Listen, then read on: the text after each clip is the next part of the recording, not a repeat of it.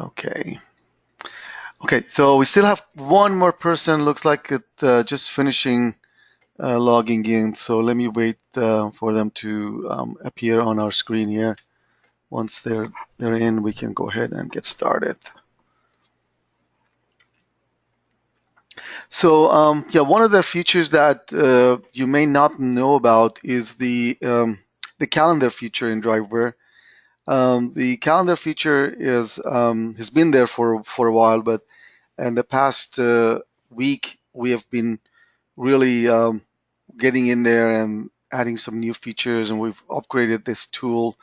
Some of our tools are designed by third-party companies, so therefore, once in a while we get updates from them, and then we update it, and then we have to write our procedures around that and update it. That's basically what I did in the past week. Is I've been working on this particular tool and enhancing it. And we have some customers that use the vehicle maintenance, so they gave us some additional input, and they wanted certain features in it. So that's why I added. Anthony is going to also join us here, and basically I want him to also see some of these things. I've been kind of like working on it here. I haven't upgraded all the servers with the new feature, so I'm going to show it to you right now. This is the OAA server has already been updated, so they already can see it if you're logging into OAA.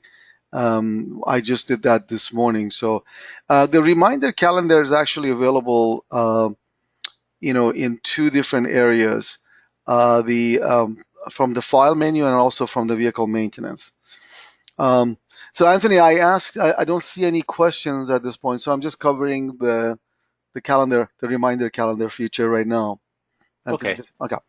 Yeah, the reminder calendar is a feature that basically, again, it's been there for a while, but it's just one of those features that you may not use, and you may not know about it because it's on the file menu. It's not on the command bar here. The It's also available under vehicle maintenance. The reason it's available under the vehicle maintenance is because of the service reminders. So a lot of times you want to see the reminders on a calendar. You want to see what's going on that week. You want to see what's going on, and this is just a sample login account. So it doesn't have a whole lot of data, but just to show you what it would look like if you had some data. Like one of our customers has a lot of data in here right now with all the different PMs and with also office meetings and so forth. So if you look at it here, you will see what it would look like if you had all your service reminders already inputted and all of um, your office events added. And basically, what this is doing here, this is showing you the the office events that you have, and I'll show you how to add those in just a minute. But also, it's showing you reminders about your um, service reminders, the various PMs that you may have going on right now, and then it's also showing you the um, the vehicle reminders and the driver reminders. The driver reminders as far as the dates, the renewal dates, and also the renewal dates for the vehicles. So in order to see where this information is coming from, we can go ahead and show you each one at a time. So let's go, for example, the office events. Obviously, we don't store those in any kind of tables that are already in the system. You can add the office events by just right-clicking on any date, and let's just put one in here today, so you can see. So let's just go under the April 4th, and we can go ahead and say, well, I'll just put one for yeah, April 4th. And so here we can right click and insert in an office event. So for example, you might have a driver meeting, and it's going to be maybe just for 1 hour. So you put that in at 10 a.m. and it's going to end at 11 a.m. And you may want to, for all the office staff to see a reminder for this 15 minutes before, and you can increase this if you like, 15 minutes before the event. Okay, so I'm going to add that. So now that's office meeting is in there. If I go into that date and look at the day, I can see all my events, and I can also change the color of that event. So if it's an office meeting, I can change that to maybe yellow. Okay, so that you know that those are the kind of office. Like in this case, we have a school bus operator, so they have put in, what dates are the spring break for certain school, and so forth. So when we have the reminder here turned on, the next time we log in to the program, you'll see a message that says that there's a reminder here. There's the office meeting that's 1 day overdue, and then there's the driver. So as soon as your users log in the morning, they'll start seeing the reminders, and so you can decide if you want to snooze or if you want to dismiss that. So I'm going to go ahead and dismiss this one. I don't want to see it again. Okay, and I'm going to dismiss this one also. Of course, it doesn't go away on the calendar. It's just that it won't give you the pop-up anymore. Okay, so now we looked at the monthly view for this calendar, and we can change it to weekly, and we can also change it to daily. Now, if you change it to daily, I like the daily view a lot because then you start seeing the description of the service. This is description of that particular event. In this case, this is an oil change, and in this case, this is a safety school bus. This is a PM. Anything that says service in front of it means that it's a service. It's a PM. It's a preventive maintenance item. It's a service reminder. And anything that you see that says, for example,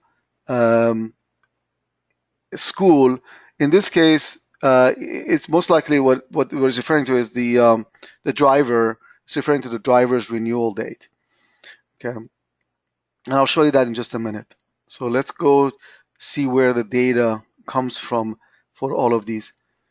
Okay, so obviously we showed you that the data for the office meetings and the miscellaneous events is manually entered into the calendar by right-clicking and inserting the event. But the rest of the data comes from 3 different tables. One is obviously the service reminder table.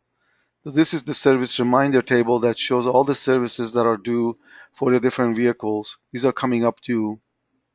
And the way the data is gathered from this table is we first look at the date that is the next date, the next service date, and we display that. Actually, we look at the completion date. Most of the time, you don't have a completion date yet. We just know that this service is going to be due on April 7th, and it will show the service reminder on that date on April 7th. However, you may want to schedule that service to be done earlier, so you can go ahead and say complete by 4/6. If you put something in here, then our calendar procedure will use this date instead of the next date. Okay. So here, if I look at the calendar on April 4th, I should be able to see all the different services. If I change it to daily view, it's easier to see, and I can see all the different services that are due for the different vehicles that day. So that's where we're getting the data for the service, for the services, for the vehicle services. The data for the drivers comes from the driver master file. So you notice that you have your renewal dates. So if I put something in here, for example, if I put something for 4/6, so there's a driving review due for this driver, and let's just say that we also have a medical due on 04/30. If you have dates in here, it will populate the calendar. And also, if you have under the vehicles, if you see under the renewal, if there's a registration due, the insurance is due, and then basically all of these are going to populate. So now if I go back to the calendar, I can see that it's also going to display the registration. You notice that the registration was populated for vehicle 104. Again, just change to daily, you can see everything. So there's a registration due on that date for vehicle 104, and then we go into the next day. There are 2 services due on that date, and then there's the driver. There's the driver meeting. Like so, this driver's license is going to expire on that date. Okay, April 21st. So it will handle the driver's license renewal, registration for the vehicles, service reminders, and of course you have your data for your office events.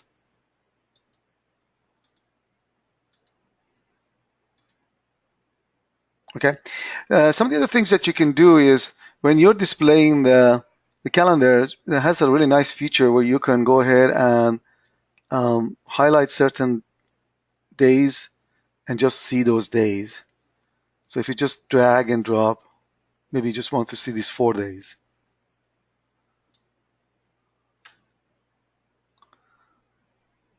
Okay, so, and it's nice because you can also print this if you have, I'm just printing to a PDF reader so you can see what it looks like. On the cloud, it would still show the universal printer? Yes, it will show on the universal printer, and it will actually print it to a PDF by default anyway. So you don't even need to have a PDF reader on the cloud. So then you can print this to any local printer.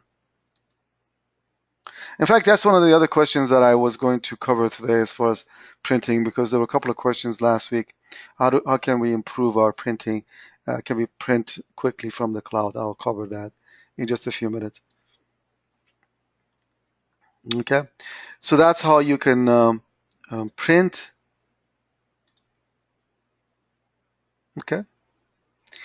Now, if you just want to see your driver reminders, click on this button and you just see the driver's reminders. We always display the office events regardless of which of these options you choose. Okay, so if you click on driver reminders, we still show the office events.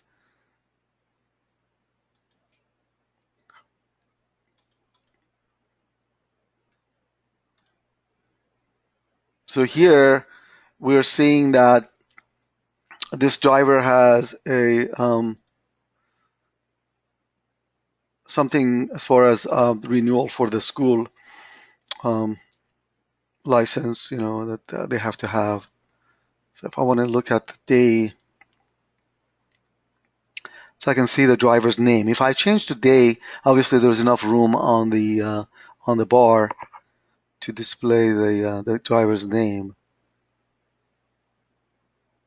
Okay, and then if you want to see just the vehicle reminders, so here are the vehicle reminders. I don't know if I have anything here. I should have something here. Let me see on the registrations.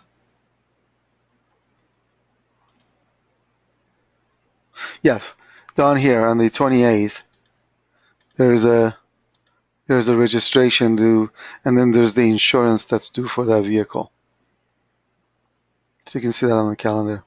Okay, and then of course, if you click on service reminders, it only displays your service reminders and not the other two. It's just going to filter it basically, and then all. By default, when you go into the procedure, it will display all.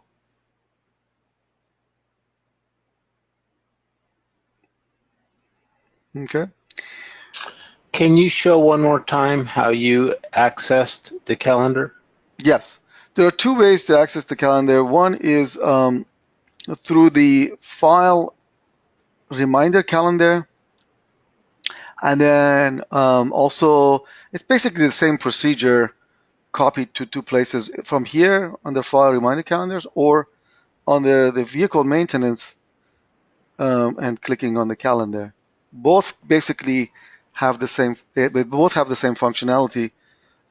We have them in both places because some people are always in the vehicle maintenance. We have some, like for example, the shop personnel. They're always in the vehicle maintenance, so we have it in both places. Okay. We're still adding a lot of new things to this. Hopefully by this next week it would be even more complete.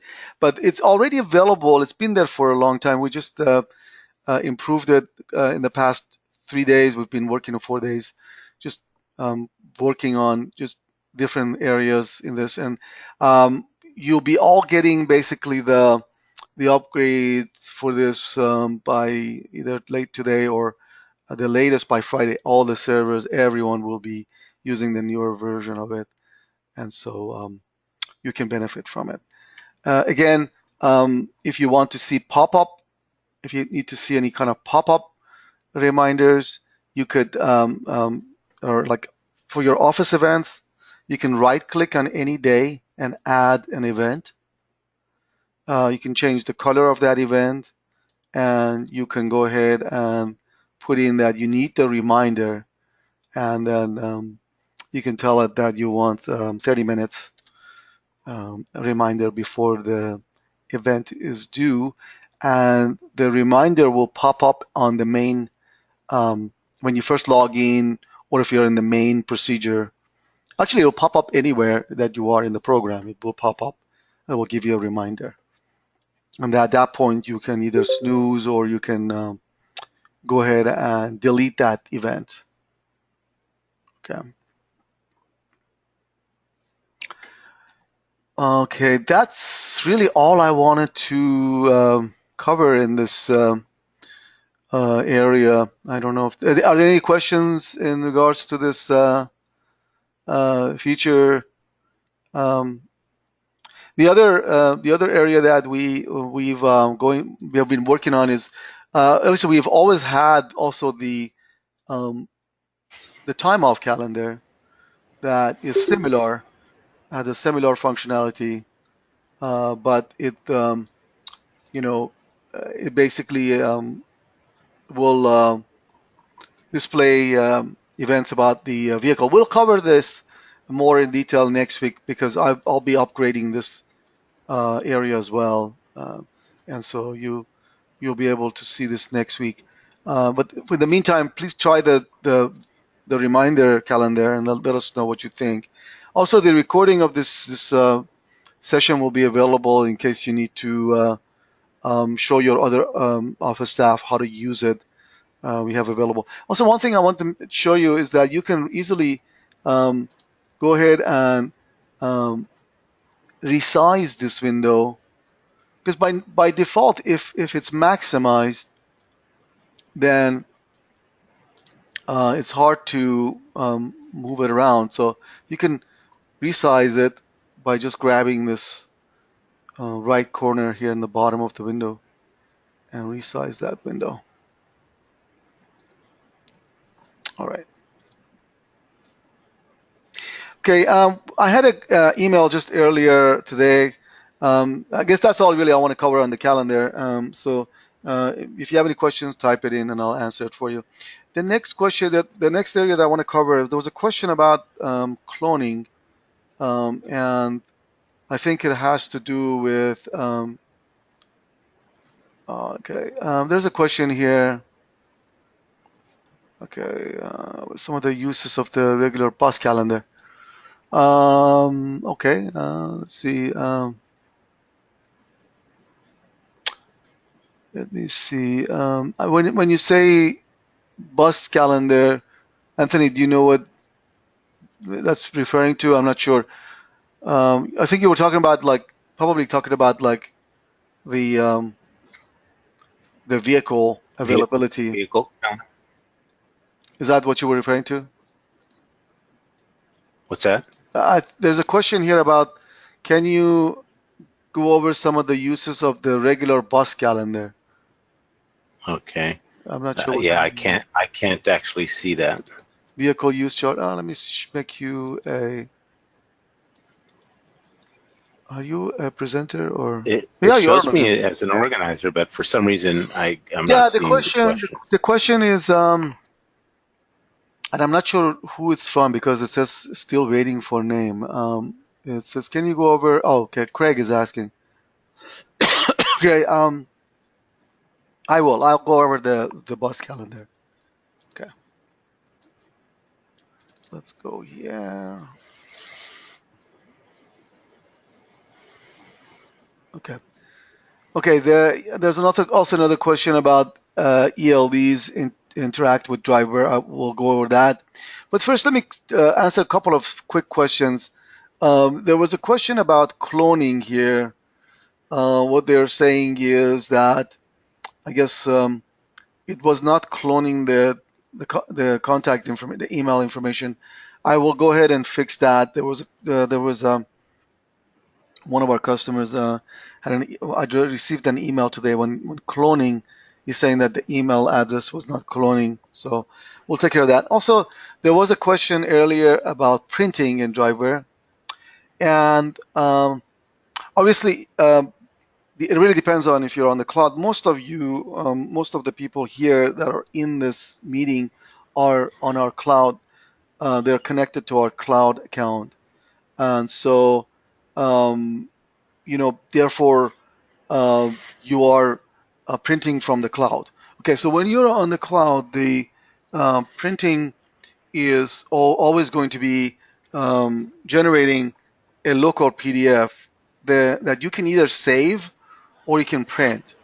So if I want to print something quickly when you're on the cloud, you don't really need to go to the um, you don't need to do a preview anymore.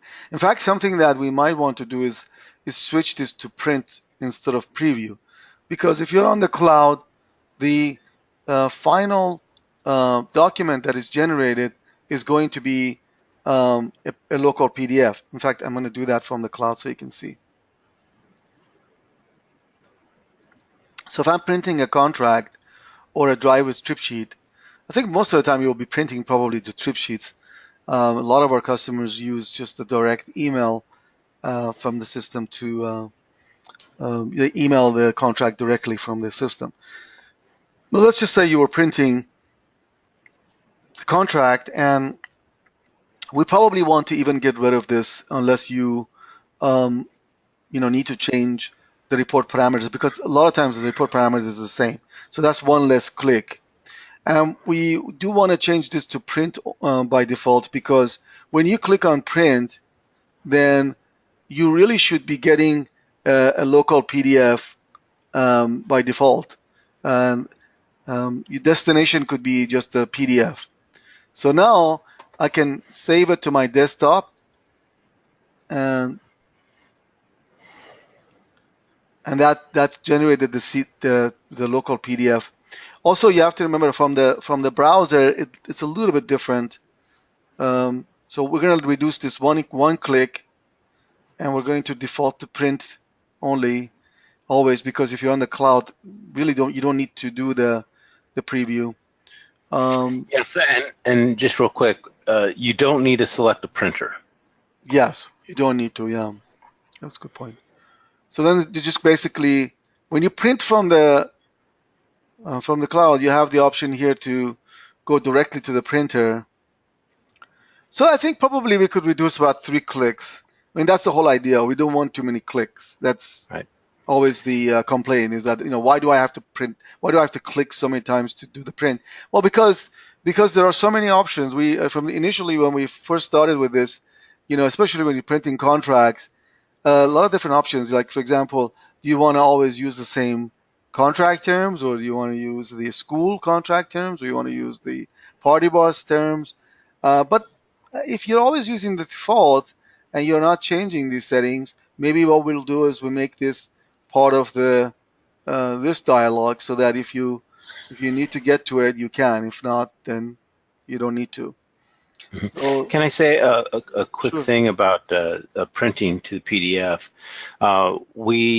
One of the most common problems we have with printing is in Windows 10. Windows 10 has a native PDF reader, and that does not work very well with DriveWare. We recommend that you use the Foxit PDF reader or Adobe. Those will work best with DriveWare. We tend to move people away from the native reader in Windows 10. Yes, that's a very good point. One of the better PDF readers is Foxit, as Anthony mentioned, and it's free. If you just type Foxit Reader and look for it, you can find it and download it. We recommend that you download this on your workstations, and you just need the free version. You don't need any of the paid versions. And what's really cool about it is that it also gives you a, a printer device called PDF. And if you look at your device and printer and device and scanners, it installs a printer driver called Foxit Reader. So if you print to that Foxit Reader PDF printer, it generates a PDF from any program that you print from. If it's Word or if it's Excel, and so it's a nice feature, and it works really very well. It has a lot of nice features. I personally don't use a lot of the functionality that it has. I just like the reader itself, um, but it has a lot of nice features. Okay, uh, there are some questions here. GLM charters. Um, Okay, you can change on the trip sheets. There are some nice features in the trip sheets that you can change the format to either PM or AM PM, or the military time, and Anthony can help GLM charters. I think it's I'm not sure who. I think she just left, so that we can log into her account and change that for her. That's not a big deal. It's just a change in the format of the trip sheet. Okay, so there was another question here. Let's see. On the bus calendar, I think there's a question on the bus calendar. Let's go into the bus calendar. Okay. As far as availability and bus calendar, um, most of the time we've gone over this before. We've talked about this before, that you normally don't know what which vehicle you're going to assign to a particular charter. Therefore, you just know that the customer is looking for a particular type of vehicle, and so you assign that to the vehicle. You assign that vehicle type in the order itself. Okay, and based on that, this feature here, the vehicle type availability or inventory, gives you the numbers for each vehicle type. Okay, that's if you just want to know how many vehicle types you have available for any given day. And so if you're selling buses for, say, in June or July, and your dispatcher hasn't assigned the vehicles yet to the order, you don't know what's going on here. There will be nothing here for that date, and so you would know what's going on that day.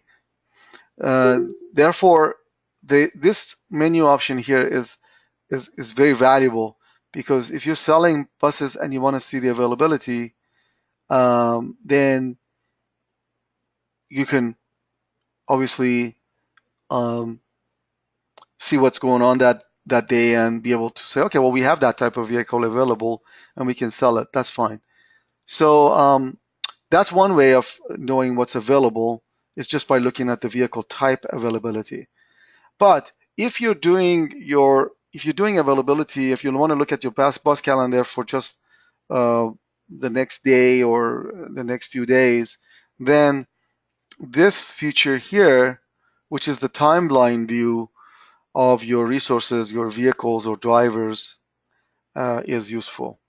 So here I can see that this vehicle is scheduled for from this date, from this time to this time, and most likely this is because it's a line run, and so it's gone the whole day.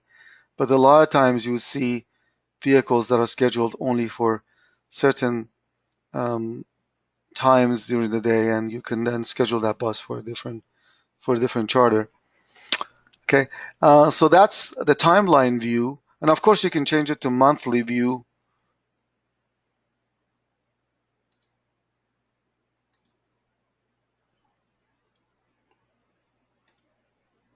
Okay, that's one way of knowing what's going on for your bus availability. And then, of course, we also have this. Let me see if we have the time off calendar. Yes, the time off. Actually, the time off calendar. This calendar can also be used for buses, because you can see the schedule for a particular vehicle.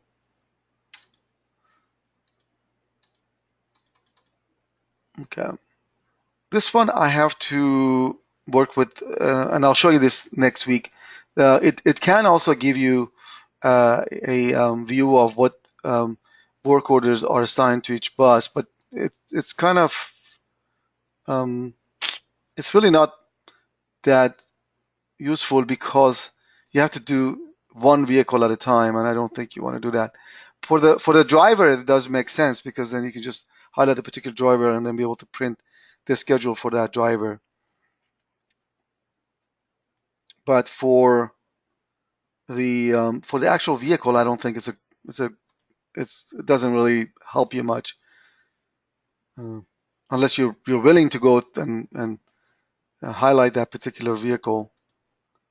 It shows you the work order number and um, the time and the days that vehicle is out.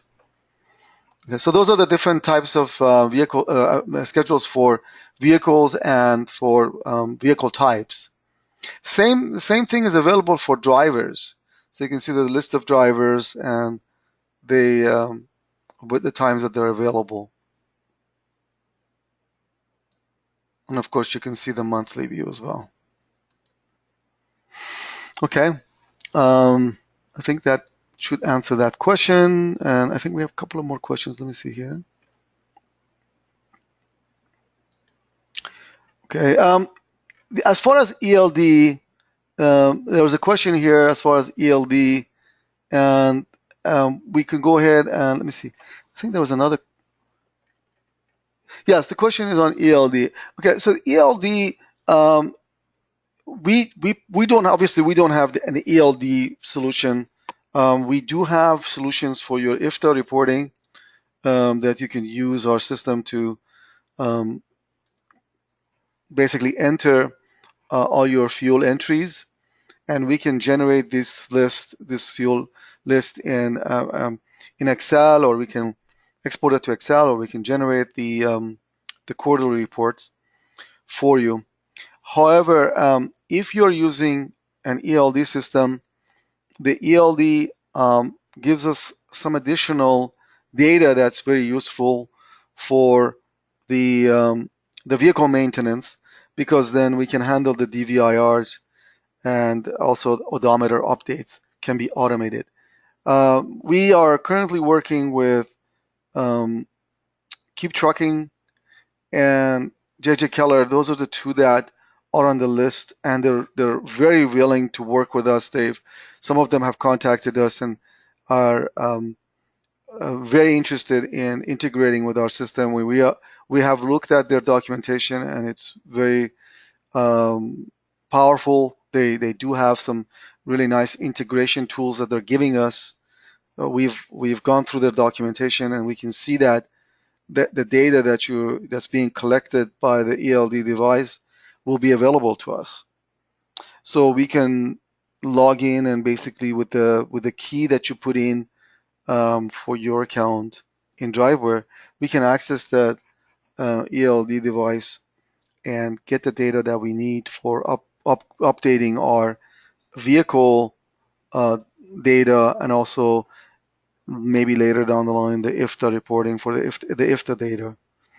But right now we don't have the feature available. We're waiting to see more as far as which ELD systems are going to be used by our users, and which ones are. We were definitely committed to implementing Keep Trucking. We know of that for sure. JJ Keller also is very willing to work with us. Obviously, it has to be a relationship between us and the ELD company that you use, and we have seen that both of those companies are really willing. They're willing to work with us. They've given us their documentation, and we are going to definitely implement those two systems. The rest of the systems we don't know yet. It depends on their willingness to work and to partner with us. And there was a question today, uh, if we are going to use Keep Tracking, do we need the if the reporting of the future of the Keep Tracking? And that's actually a very good question. I'm not sure. I don't think you have to have the that feature enabled. I don't think that's necessary. I think the ELD starter pack should be fine. Um, but of course, if you need the vehicle diagnostics, then that might be something you want to um, consider. So that's $10 a month more per vehicle. Just depends on the size of your fleet. Yes, That could be yes, considerable. yes. Okay. We Marcus, do have. Marcus asked that question earlier. Yeah, go ahead. Mhm. Don has a question. Is it possible to see what the vehicle type requested in inventory? Hmm. And yeah, so he says, is it in the inventory list? It only shows vehicle type if the vehicle has been assigned. Okay, that's. Let me just go back to that screen.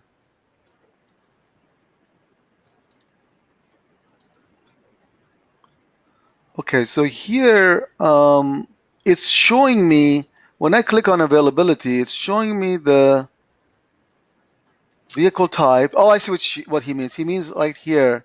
Oh, yeah, there's the vehicle. There's if the But he's saying, I think what he means is for that particular day, vehicle availability correct me if I'm wrong, Don, you have to have the vehicle assigned. So only the ones that have the vehicle assigned are going to show up top. Below, it'll show you what's available by Yeah. vehicle type for that Well, particular day. maybe Don can unmute himself and clarify Yeah, this. let's see. Let's go to that. Where are I we? think he has his himself muted, so Oh, he's self-muted, it yeah. says self-muted. Yeah, yeah. It would be useful if you could maybe unmute yourself if you have a microphone and explain that what you're looking for. I think um, the way that I understand the procedure Hello? here is that, yeah, Don, I guess we can hear you now. Go ahead, Don. Can you hear me? Yes, I can go ahead. Go ahead, Don. Well, my question is that if you look at a day that is far enough in the future that doesn't have any vehicles assigned, yes, you can see your vehicle types down below, but the buses that are the trips that you have, you can't see. Okay, say for instance, you have 555s and 647s, and your trips up above, you can see, yes, that you have these types of vehicles available during these hours, but the trips above, you don't know which ones are assigned to which. Oh, That's okay. or which ones have been requested for which. Does that make sense? Yes. Okay. So if you notice here, you're referring to this window here, right? To this browse, this vehicle Yes. availability. Okay. So we have a vehicle column and we have a type column here. You notice that we have two columns. So we have the actual vehicle that's assigned. In this case, we have actually assigned the vehicle, but there could be orders that we haven't assigned the vehicle yet. Correct. Like the bottom one there, the very bottom Right. one. That's let me actually that one doesn't have. Let me enter one for the fourth, and then so we can see what it looks like. Okay, so I'm going to go ahead and let's just do this for one of our customers here, and let's just do it for the fourth. And all we're going to do is we're going to take we're going to put in the type of vehicle that they're requesting. So let's just say that this is going to be the one for 47 passengers. So I select this one and assign it, and it's gone from until like it's gone from 2 until 3 p.m. because that's the date and time that it's using. Okay, so now we haven't assigned the vehicle yet. We just assigned the vehicle type. Okay, so if I refresh the screen, I should be able to see one in here right there. Okay, capitals tours, and yes, it should show the vehicle type here. It's not. What's going on? Yes, it is actually deducting it from the inventory. It did deduct it from the inventory, so now we don't have anything available from 9, but it's not showing it here. Good point. Yes, it should show it here on this column. I think that's what you're referring to. Yes, that's what I'm referring to. Yes, It I won't will show fix that. anything until the vehicle's assigned, and then it Yes, no, shows no. the vehicle type It that was does assigned. exactly. Good point. No, it should not have to do that. It should show me that 47 type there. It should show me that. Even though the vehicle type is not assigned, it should show me that. So I can fix that. It's a really quick fix. Thank you for that. Thank you. Yep, that's a very good point. Yeah, thank you for pointing that out. That that should show the 47 because it was requested, for that particular order. And this MD tells me that it's a multi-day trip. So this particular record is multi-day. Okay, so that's going to be fixed. I will make a note of that right now. Okay, thank you, Don, for that. Any other questions, comments? All right. Anthony, do you see anything else that we need to cover today? I guess that's all we really could cover. There will be the next meeting. We will cover um, the calendar function, the time off calendar. The time off calendar, I think we really should be renaming that. It's not just for time offs. You can actually see the driver calendar. You can see the vehicle calendar. On the driver calendar, you will be able to see also the time offs. But we're going to be using this calendar more and more in DriveWare. So you'll be seeing a lot more new updates on the calendar features in DriveWare.